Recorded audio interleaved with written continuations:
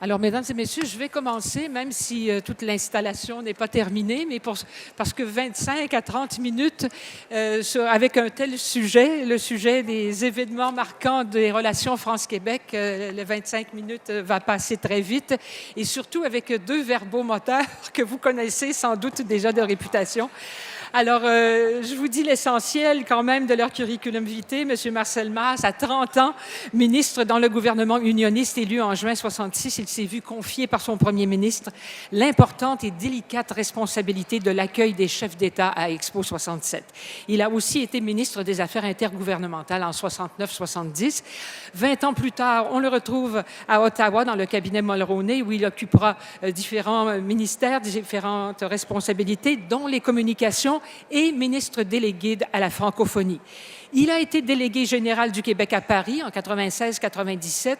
Il est aussi le président fondateur de la Commission franco-québécoise sur les lieux de mémoire communs et de quelques autres organismes voués à la cause patrimoniale. J'ai oublié de vous dire, pour ceux qui ne le savent pas, je m'appelle Gisèle Galichon. Et Monsieur Vaugeois, Denis Vaugeois, historien, auteur, éditeur, ministre des Affaires culturelles et aussi des communications dans le cabinet Lévesque à la fin des années 70 et au début des années 80. Auparavant, il avait été, entre autres, directeur de la section québécoise du Centre franco-québécois de développement pédagogique, puis directeur général des relations internationales au ministère des Affaires intergouvernementales. Les dernières décennies l'ont ramené à l'édition. Il a dirigé notamment le Centre éducatif et culturel, les presses de l'Université Laval et les éditions du Septentrion. Chez Septentrion, où il est toujours le grand maître, il a été, entre autres, responsable de la mise à jour, je crois que c'est la 4e édition depuis 68-69, de ce grand classique pédagogique de l'histoire du Québec, le livre Bleu, Blanc, Rouge, une synthèse historique des historiens Vaugeois, Lacourcière et Provencher. Et considérant le propos de ce soir, c'est-à-dire les événements marquants des relations France-Québec, on y trouve bien entendu toute la portion du régime français. Il y a aussi une portion sur les relations France-Québec à partir de la délégation générale du Québec à Paris, de 60 jusqu'à 67, la visite du général de Gaulle. Mais à la fin, il y a un tableau chronologique qui, de 1534 jusqu'à 2010, nous dit, et on a par ce tableau, qu'est-ce qui se passait au Québec, au Canada et ailleurs dans le monde, dont évidemment en France. Pour ce qui est de monsieur Masse, il est un des 40 collaborateurs, rédacteurs de cet autre important ouvrage de référence publié aux éditions Multimonde à l'occasion des 50 ans de la délégation québécoise à Paris en octobre dernier. Alors, il s'agit des textes marquants des relations franco-québécoises de 1961 à 2011, des textes parfois inédits et aussi des documents administratifs, des textes de discours, des coupures de presse qui nous permettent de prendre conscience de la mesure et de l'intensité de cet arc au-dessus de l'Atlantique entre Québec et Paris. Et cet arc, ce lien, il est vraiment authentique, messieurs, n'est-ce pas? Avec plaisir. Vous l'avez vécu vous-même, monsieur Masse, parce que vous avez eu à négocier au cours des années 60 et 70. Si vous voulez, on va peut-être aller un petit peu du côté de l'histoire. Bon, bien sûr, le régime français, monsieur Vaugeois, et à partir de la conquête en 59, il n'y a plus eu de voile française. Il y avait déjà eu un sentiment d'abandon bien avant même que les Anglais arrivent ici. Les Canadiens se sentaient un peu abandonnés. Et là, il n'y a plus eu de voile française, mais en 1855 vint la Capricieuse. Et là, c'était un événement. Vous me donnez la parole, là? Oui. Sur la Capricieuse? Il fallait que je réussisse à tout dire ça. Bien, effectivement, c'est tellement compliqué. On ne peut pas résumer les choses en 30 secondes quand on commence avec la Capricieuse, parce que, normalement, je devrais dire qu'à partir du traité de Paris, il n'y a plus de relation avec la France, et puis tout d'un coup, arrive la Capricieuse, et là, c'est les retrouvailles. J'ai un problème avec ça, moi, personnellement, parce que mes ancêtres sont arrivés de France avant la Capricieuse. Donc, on entretient des mythes dans notre histoire. Mais la Capricieuse, c'était un grand moment, mais c'était un moment un peu de hasard. mais comme on sait faire en histoire, on l'a construit comme étant un événement important et comme étant le début de quelque chose de nouveau. Effectivement, ça a été un peu le début. Le consulat français a suivi pas longtemps après.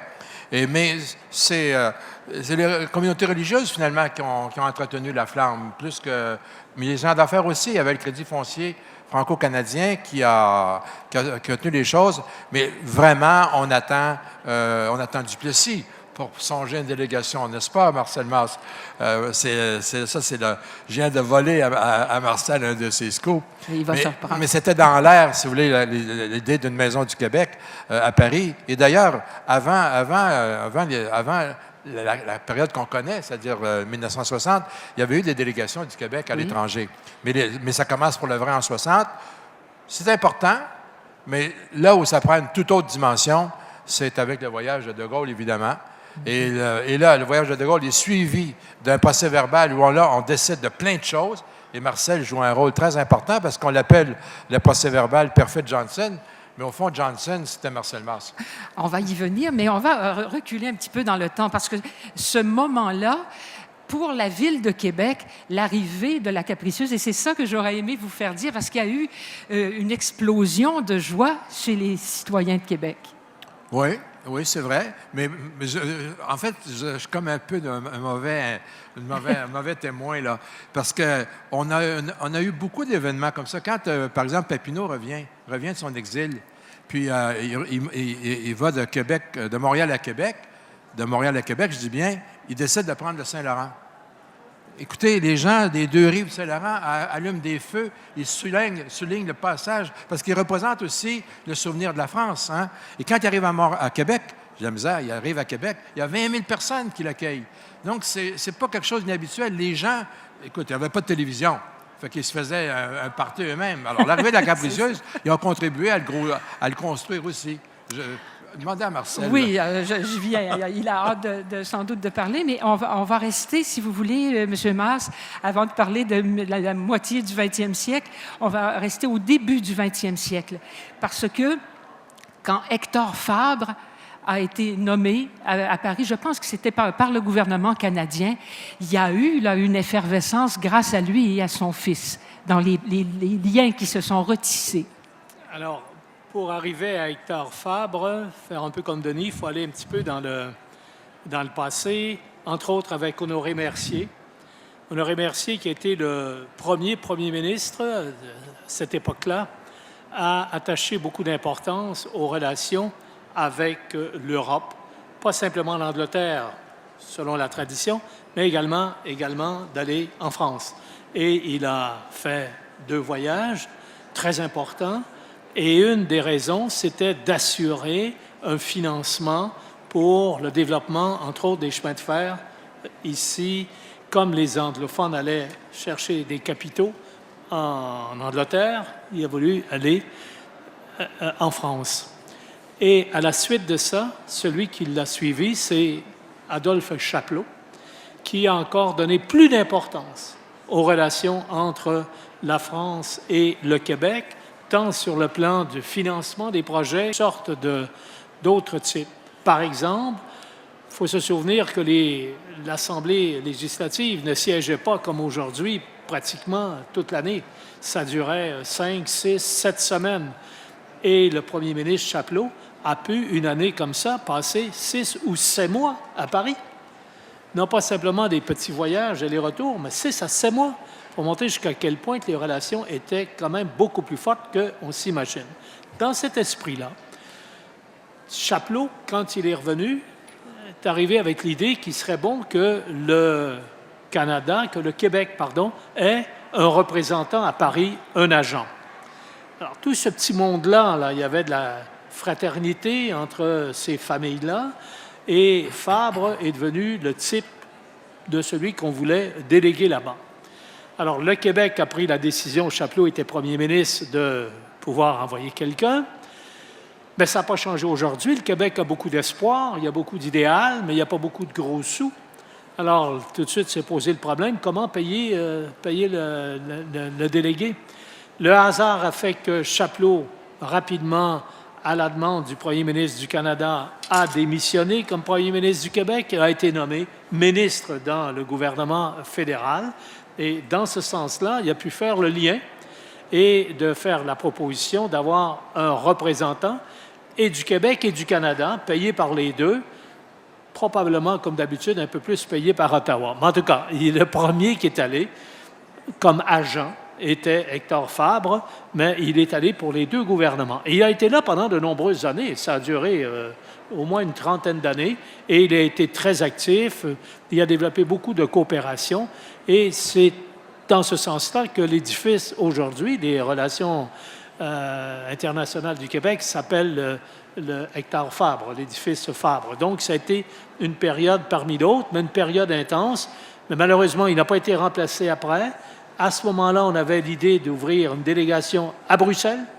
On était très avancé d'ailleurs, mais la guerre est arrivée, puis la Première Guerre mondiale, et finalement, la chose est passée. Donc, il y a eu des grandes périodes de coopération, pas simplement maintenant. Et M. Vaugeois y a fait allusion tout à l'heure. Bon, on a l'impression, parce qu'il y a eu les fêtes de célébration au mois d'octobre dernier, que la délégation générale du Québec à Paris est arrivée grâce à l'équipe du tonnerre, avec la Révolution tranquille, etc. Mais ce n'est pas le cas. Déjà, dans les années 50, les premiers ministres de l'Union nationale avaient préparé le terrain. Moi, je pense que les peuples évoluent, les situations évoluent. Et si on veut comprendre où on en est, il faut toujours regarder un peu d'où on vient. Autrement, on a toujours l'impression que d'une génération à l'autre, on vient de découvrir les boutons à 4 trous, puis qu'on est extraordinaire, puis que... Alors, comme disait Denis, il y a des mythes qui se créent dans les sociétés et nous, on est fort sur cette idée qu'on recommence, c'est extraordinaire. Alors ça, c'est un bel exemple. Je pense que ce qui a été le plus important, l'élément révolutionnaire, s'il y en a eu un, c'est dans les transports. En général, c'est les transports qui font la différence au développement économique. C'est quand on ouvre des terres, des forêts, qu'on développe les forêts, etc., bon, des Romains jusqu'à aujourd'hui. Or, après la guerre, dans les années 50, pratiquement exactement en 50, il y a eu dans le domaine aérien des vols beaucoup plus fréquents et beaucoup plus rapides et en beaucoup moins d'heures qu'on en avait jusque-là. N'oubliez pas qu'au début, ça prenait des mois à traverser l'océan, mais là, on en était rendu à faire ça dans une 14-15 heures.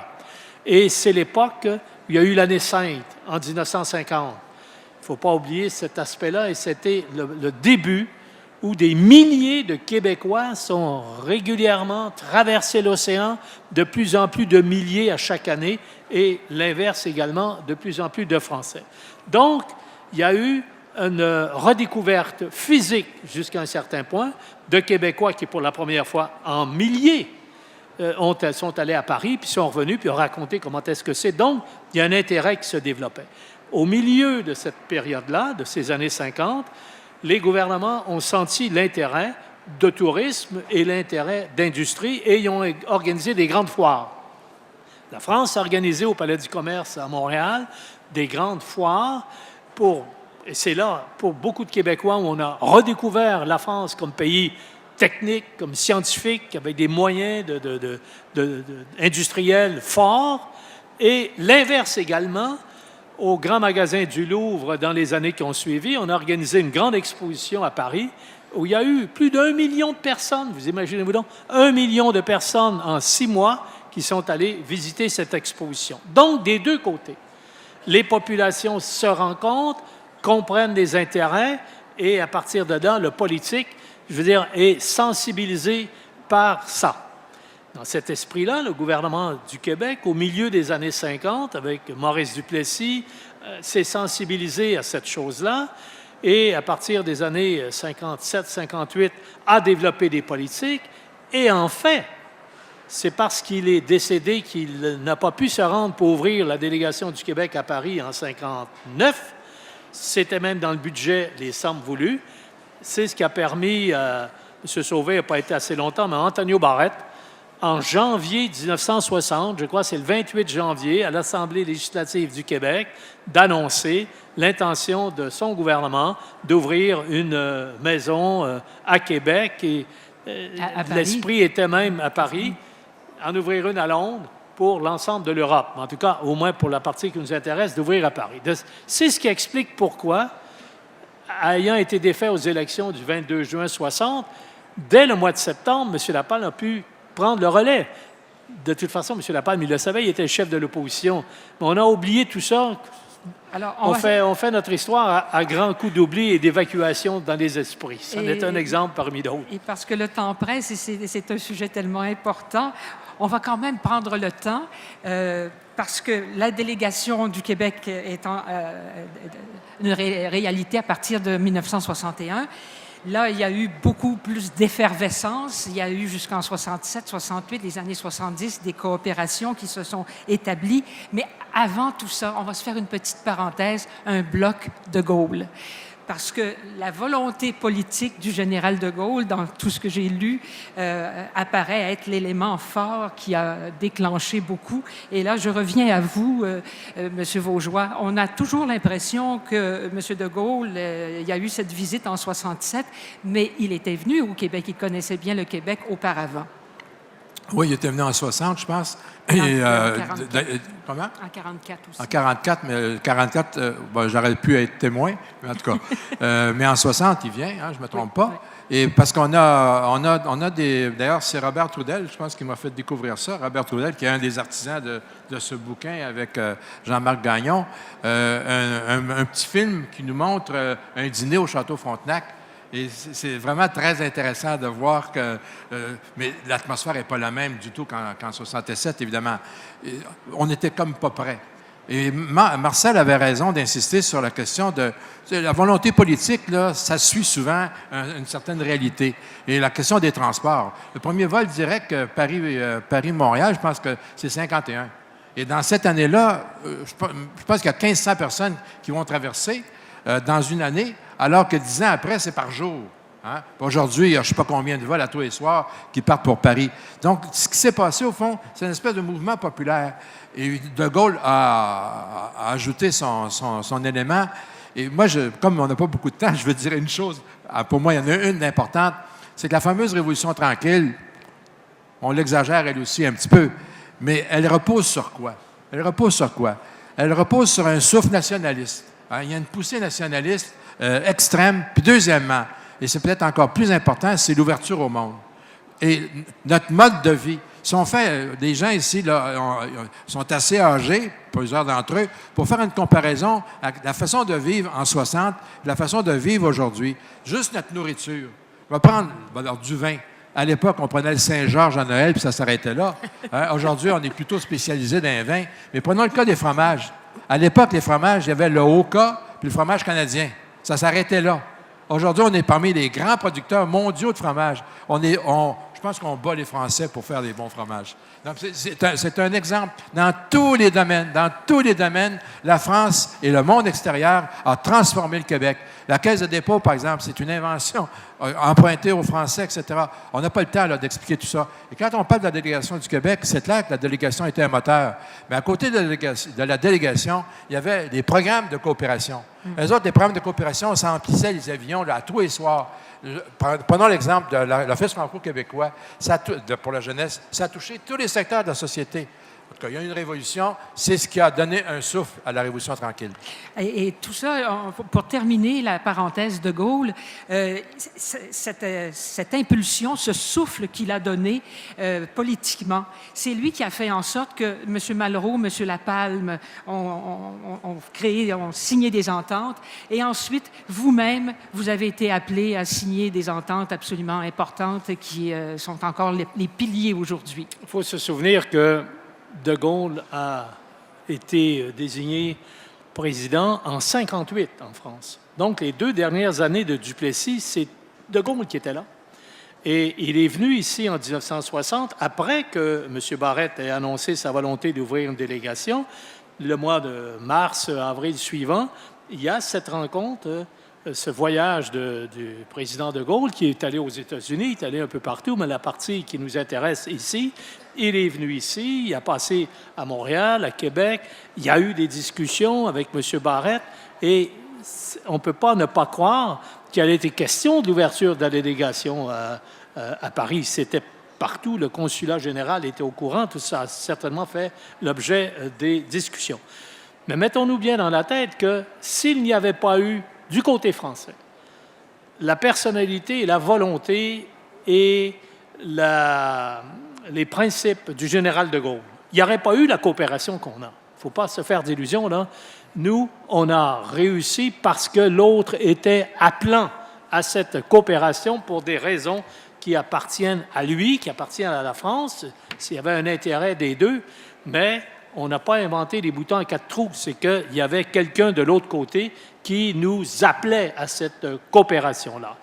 Et c'est dans ce sens-là que les choses se sont déroulées avec autant de rapidité et avec une telle force, même en opposition avec le gouvernement élu canadien et puis beaucoup d'autres personnes qui ont fait un effort, y compris dans son propre pays. On ne peut pas dire que le Quai d'Orsay, le ministère des Affaires extérieures, était très chaud à cette politique du général de Gaulle. Donc, l'instrument premier de la coopération France-Québec, c'est le général de Gaulle.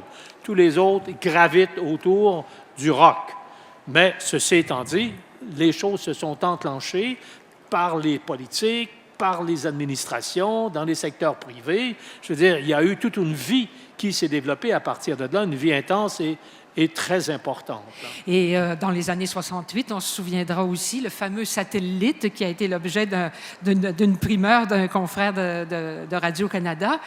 Un satellite en français.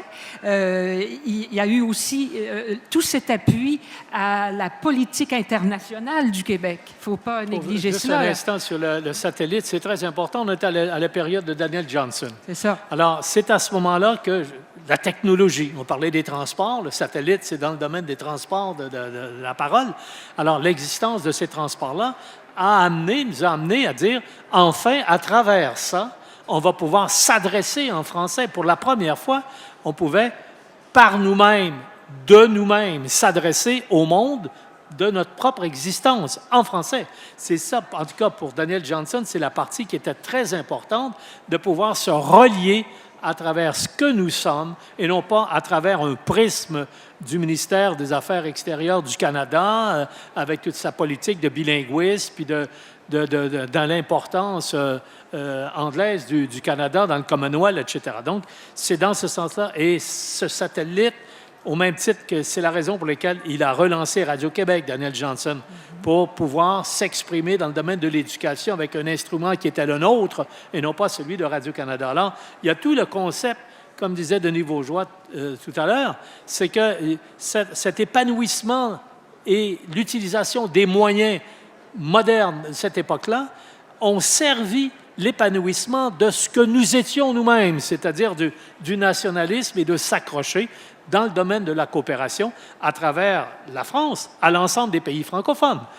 À Niamey, la conférence des ministres, où j'étais là d'ailleurs avec M. Malraux et les autres, c'était dans cette volonté, mais encore là, c'est parce que la France voulait bien, je mets ça entre guillemets, nous imposer dans ces jeux internationaux qu'on pouvait apparaître. C'était toujours le même élan. Et c'est dans ce cadre-là que tout s'est fait, que finalement a débouché sur la conférence des chefs d'État des pays de langue française. Alors, tout ça vient de l'existence, n'oublions jamais, là, indépendamment de tous ceux qui ont beaucoup de médailles à porter, c'est que celui qui a porté d'abord le parvis sur le débat, c'est le général de Gaulle. Et M. Vaugeois, peut-être, je ne sais pas si vous pouvez élaborer là-dessus. Après le fameux Vive le Québec libre, il y a eu ici, je crois que c'est immédiatement en 68, le général de Gaulle a nommé ici comme consul général M. de Menton et il lui a donné le titre de ministre plénipotentiaire. C'était quand même, là, il y avait un lien vraiment beaucoup plus affirmé. Une relation, je pense que directe. Le consul pouvait communiquer directement avec le Quai d'Orsay sans passer par l'ambassade de France.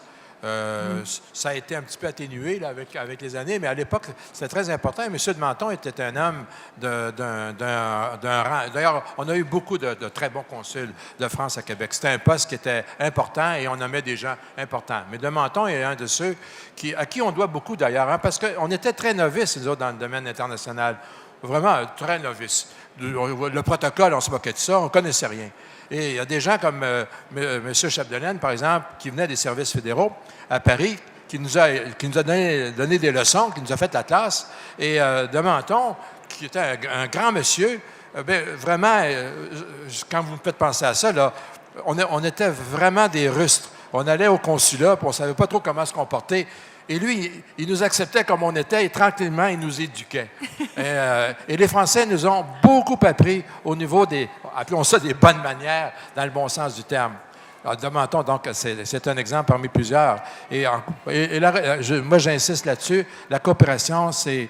J'ai le goût de le dire devant Marcel Mauss, parce qu'on réfère beaucoup à la Palme, on réfère aux libéraux, mais elle s'est intensifiée grâce à De Gaulle, mais elle s'est intensifiée sous l'Union nationale. Oui. Hein? Elle avait commencé un petit peu sous l'Union nationale, mais elle s'intensifie sous l'Union nationale, parce que c'est là que les affaires se passent, à partir de 1967. Et on va, malheureusement, le temps file, il est déjà 20 heures, on va malheureusement devoir en passer plusieurs années et venir au moins à la fin du 20e siècle.